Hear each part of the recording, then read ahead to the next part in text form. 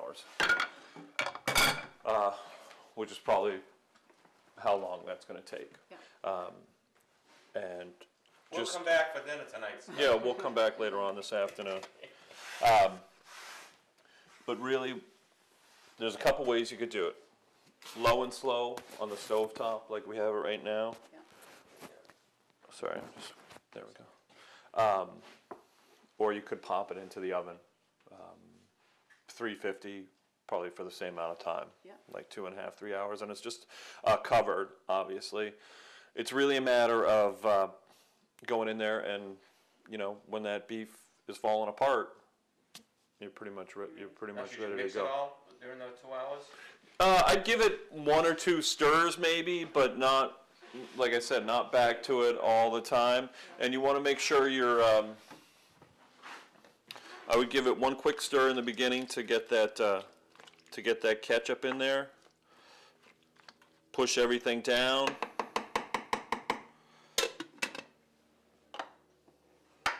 And then leave it be. Now, I don't have a slow cooker, but I know a lot of people love those too. Would this be a good slow cooker? You could do it. The only thing with a slow cooker is you can't get that original caramelization. Yeah, you have to That's- do So the maybe beef start it first in the and then pan. dump everything in the slow Yeah, cooker. which you could do. Just do it in the pan. I mean, but it kind of, you know, a slow cooker is supposed to be easy. Throw everything into it and forget about it. So what you could do, like Bob said, brown the beef, deglaze the pan, and then dump everything into your slow cooker, and then walk away from it, cover it and walk away from it. But I mean, basically, what we've got right there is a slow cooker. You just set the right temperature. That shouldn't be boiling, actually just before boiling. Just before boiling, you should see just like the slightest little bit of, you know, a simmer, just a little bubble every now and then. Okay, so we're gonna make a. What do you want to make? You want to make hot fudge sauce? You want to make a little Parmesan crispy? What do you want to make? That sounds good, huh? What do you want? Let's make a Parmesan crispy. All right. Parmesan crispy. Now, let me find a little. You can do a couple different things with the Parmesan crispies. Do you have a rolling pin? Yes. We had one, but she uses it to beat me over the head with it. Like you don't deserve it, right? I don't deserve it. Yep. Perfect. Do you think it deserves it? Oh, one thing I forgot to add. Renata's herbal mix, which she makes here right out of her own garden. You make it here? I do. Yes. Yeah. And Noah helps. Yeah. Yeah. Good Oh, boy. wow. And this is her Italian mix: basil, oregano, parsley, rosemary, and thyme. And I'm just going to sprinkle a little bit into our beef stew here. How do you dry out the rosemary? You just hang it upside down. Yeah, I tie everything up with thread, and I hang them on these little row of hooks here. Leave them for. Basil. Is it basil too? Basil. Yeah, the basil. I leave it on the stem, and just hang it up. Yep, just hang it up, and then do you just crumble it by And we hand? just crumble it off, pull out the stems that are left over. And Wow. Nice. You make dream cake. Well, usually in my house, God, I have all the herbs I get growing off. Exactly. Yeah. This time they just die off with the rosemary. There you go. Yeah. All you have to do is bring them to Renata, and she'll take care of them for you. Like she doesn't have enough to do, right? Now this is the cheese, the Gran Padano. Grana Padano. Oh, you know what I forgot to put into our stew? Garlic. No, I got the garlic already. what about putting the cheese rind in there? Oh, in the stew? Yeah. Definitely. Yeah. Good call. That's what I like to hear. The soup, in the soup. No, we'll throw it right in the stew. I'm going to take the, obviously we'll take the plastic off, yeah. But it does add great flavor.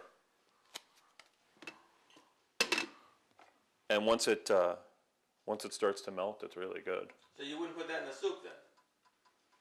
You could, but not necessarily in the butternut soup, because I think it might affect its the flavor a little too much. Like I like the little Grana Padano on the top, just to add a little saltiness to it, but not necessarily in the soup itself.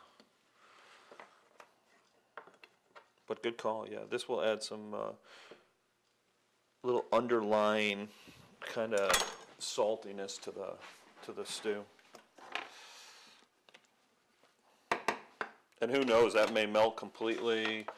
It may still be kind of a little block in there when you get to it. It won't taste bad.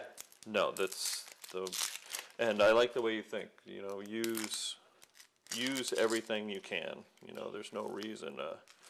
Yes, you're talking about the grape jam. We do make grape jam here. I did notice that. Let me pull that out for everybody for display. I tried to think of how I can incorporate jam into today's meal, but I couldn't really think Well, of you it. know, the choice between the jam or the chocolate. I think the Jam or chocolate chips, yeah. I figured I'd go chocolate chips, just, you know. But this is Pecan grape jam, created right here on premise. Oh, I thought that was part of my payment for today's lesson. Oh, don't open it up. Don't open it up. I like jam. I don't blame you. I know you. Do you like the grapes themselves, right? So you have your own grapes? Yeah, we have Concord grapes in the backyard. Oh, wow. We kind of inherited them with the house because they take a good 20 years growing before they Choose the box up, you step on them and push them? we do it by hand. They're a little tart when you, if you try to eat them off. Oh yeah, They're a little tart, but they're great. They're great jammed up. So what are you making now? Cheese crisps? yeah, little tweels we can call them tweels. So we just grate our grana padano fine. That looks good, doesn't it? You just eat a whole handful of that, right? All right. That I would think you need a real hot pan with, right? No. No. Barely hot. Now I'm just gonna a non-stick pan, but I'm just gonna put just a touch of oil into it. Where did I see? Smell the soup. Yep, you can smell the soup coming along. Now just put a touch of oil into it, and then Oh, wow. wipe the oil out. Okay. And then just a very thin layer, just enough so the pieces of cheese kind of touch each other, almost like a little lace. Oh, you can see them melting already. Yeah, it almost melts already. Take a peek now. This is You look like you know what you're doing, Scott. cool. I know, really, believe it or not. And we just kind of put them so we can make like a little, it's all kind of connected, a little spider web, right? You need a high cheese, right? Like even Parmesan. Parmesan, yeah, Parmesan works really well. The Grana Padano works well. Oh, here comes the rolling pin. Get the rolling pin into action. Make a little nest for it so it doesn't slide around on us. And just going to keep my eye on it. Sometimes it takes one or two trials. Yeah, see, I need to. Forgive me, but I got to do it a little bit more. Don't worry, this won't go to waste. Put it in the beef. No, that's fine actually. Just sitting there, it might even. Oh, wow.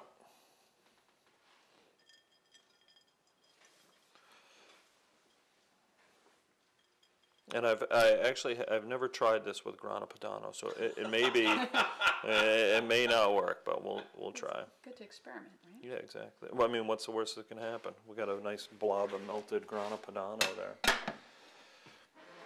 So you just leave it on for like.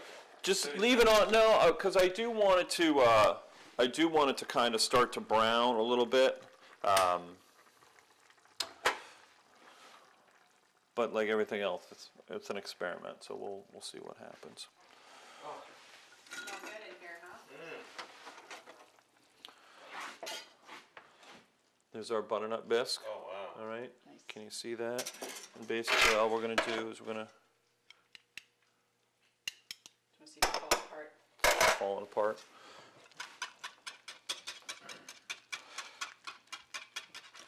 And then it's just getting in there with a with a whisk, or you can use a potato masher. A whisk works for me because it's nice and soft, so we're just gonna. You make these outboard motors you can stick in there. Yeah, you can. I find they, a lot of times they make more of a hassle than they're worth. I'm gonna go check my little tweel.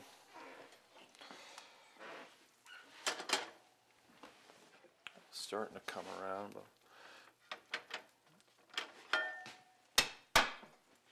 I'm just gonna set it back there and see what happens. You know, a plan doesn't always come together. What's happening with this thing? See?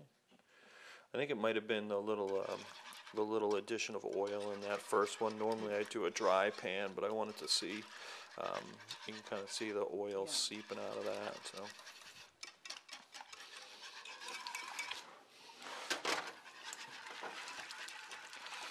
Now, if you wanted to really make it nice and thin, obviously take it into a blender or a food processor, run it through there.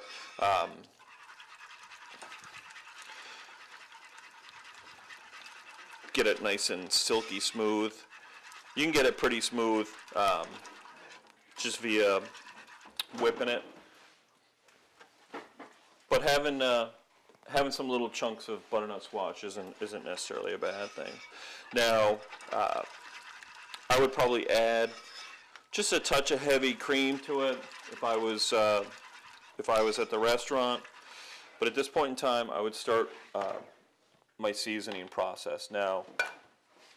Ooh. All right. Maple syrup. I like a little bit of just a little bit of sweetness in the bisque, That's in there. and I find Alice also likes the maple syrup. a little combination. I like maple syrup. I like a little bit of dark brown sugar, just to kind of offset the salt that's already in there in the stock. And whenever I'm seasoning things, what I'll do is I'll start with small amounts. Don't put them away. Just leave the ingredients out, so I can always go back to, I can always go back to them and add a little bit more. That's cinnamon. Cinnamon. Little touch of cinnamon, Like when I make these cinnamon toast. Oh, pepper. a little bit of salt.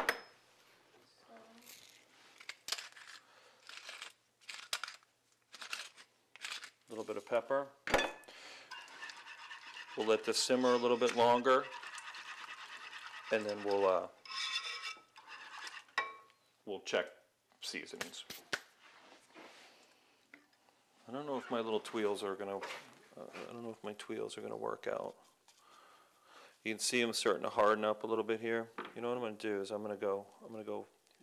I'm gonna go full blown and see what happens. Make a little cheese omelet, a little omelet out of cheese.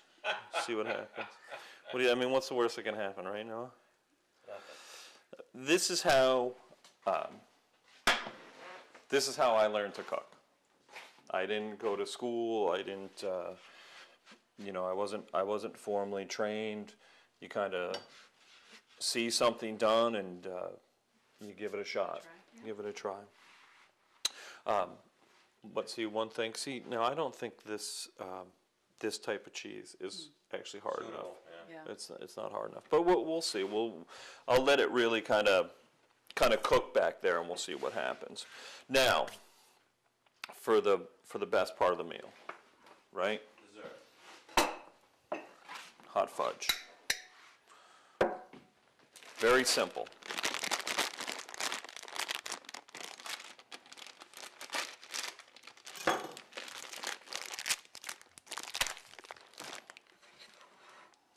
Can you pour half that bag in there for me? Good job. Do you think that's going to make enough fudge for you? You think? Should we go for the whole thing or what? Yeah, go for it. Give me just a little bit more. Yeah, well, what the heck? You know? You can never have enough hot fudge, can you? Oh,